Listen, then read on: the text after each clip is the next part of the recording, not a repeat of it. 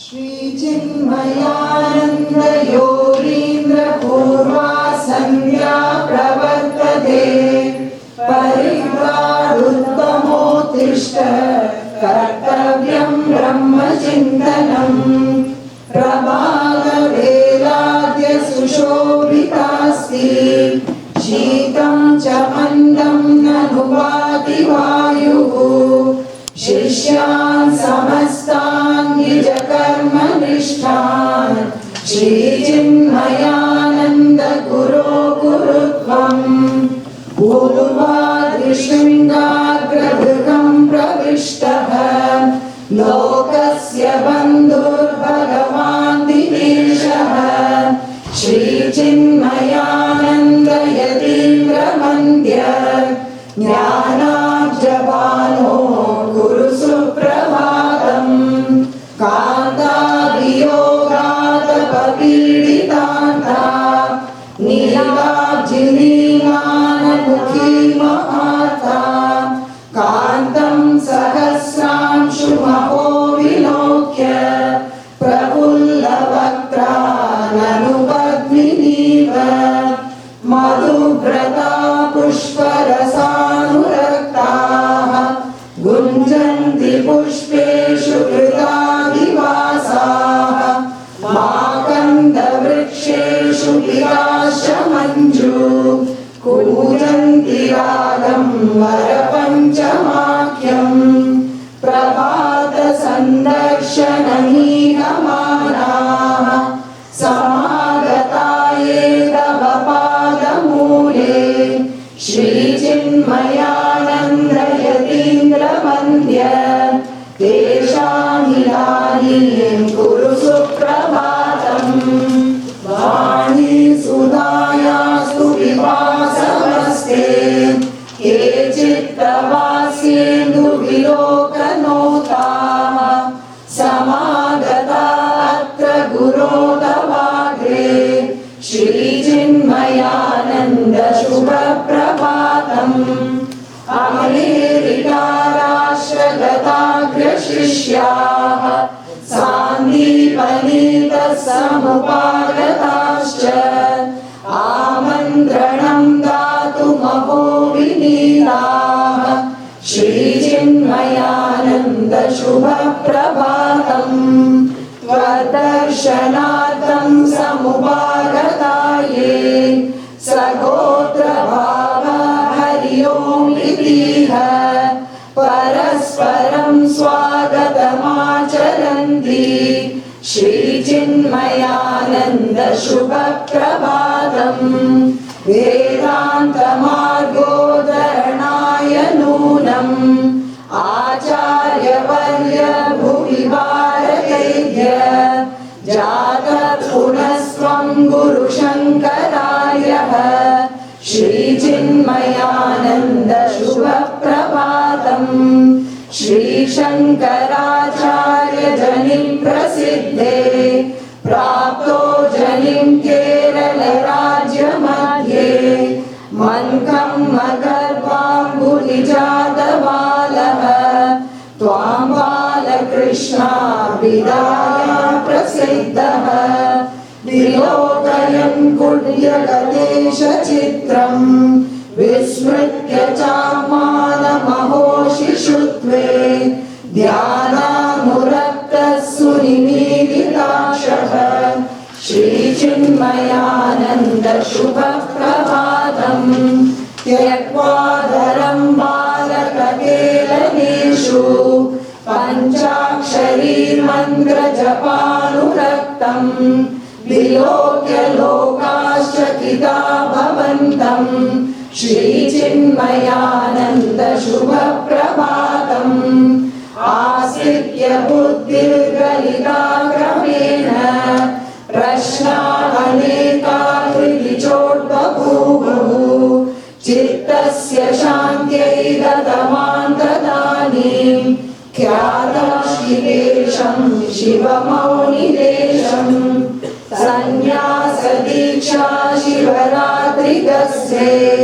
दत्ता शिवानन्द यतीश्वरेण श्रीचिन्मयानन्द सुना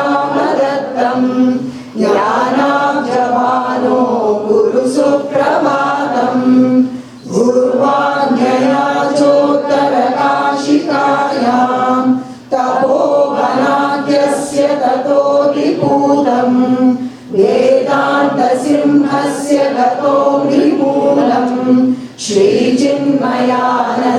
शुभप्रभातम् अध्यात्मविद्याग्रहणातुरं त्वां दृष्ट्वा नितान्तं मुदितो भवत्सः वेदान्तसिंहो हिमवद्विभूतिः श्रीचिन्मयानन्द शुभप्रभातम् अब्धा अनेकास्तु गुरो पदाब्जे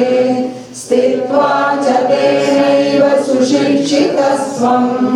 साफल्यमात्र गुरुरागतीन्द्र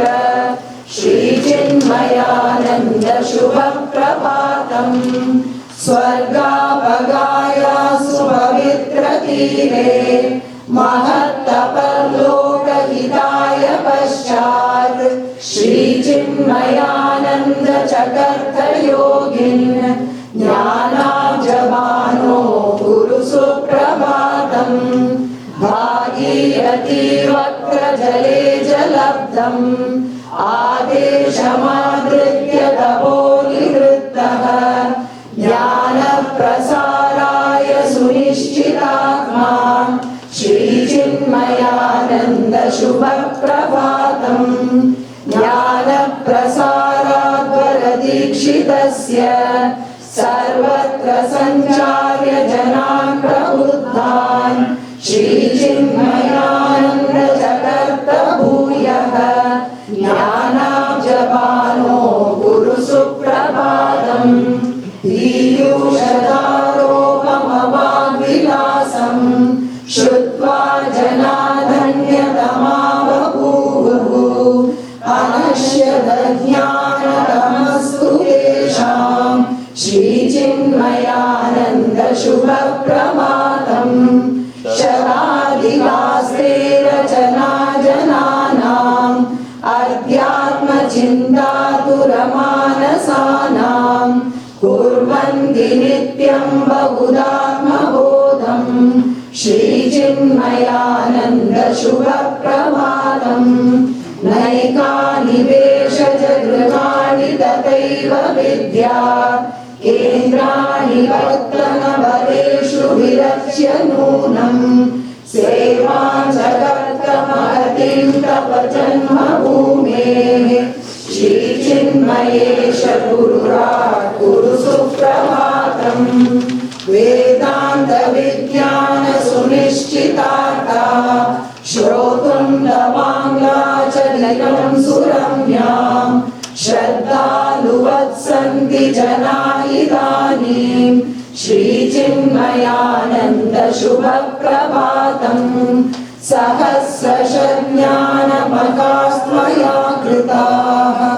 अज्ञानिनः ज्ञानपतिप्रवर्तिताः श्रीचिन्मयानन्द यतीन्द्रवन्द्य ज्ञानाब्जभानो गुरु सुप्रभातम् श्रीचिन्मयानन्द तवाभिधानात् धर्मप्रसाराय ननुप्रवृत्ता संसार्य जागर्ति विशालकाया ज्ञानाब्जभानो गुरु सुप्रभातम् एकाधिकाध्ययनस्य सङ्घाः सच्चिन्तनार्थं रचिताः पूर्वाः गायन्ति नित्यं भवतो यशांसि श्रीचिन्मयानन्द शुभप्रभातम् विश्वस्य हिन्दू जनता हिताय यत्नं महान्तं कृतवान् त्वमेव फलं हि हिन्दू परिषत्तदीयम् श्रीचिन्मयानन्द शुभप्रभातम् सान्दीपनी गुरुकुलेन सिद्धभार्यां शिक्षां गता शबडवप्रथमाश्रमस्य लोकस्य बोधनकृते चलिता इदानीं श्रीचिन्मयेश गुरुराट् गुरु सुप्रभातम्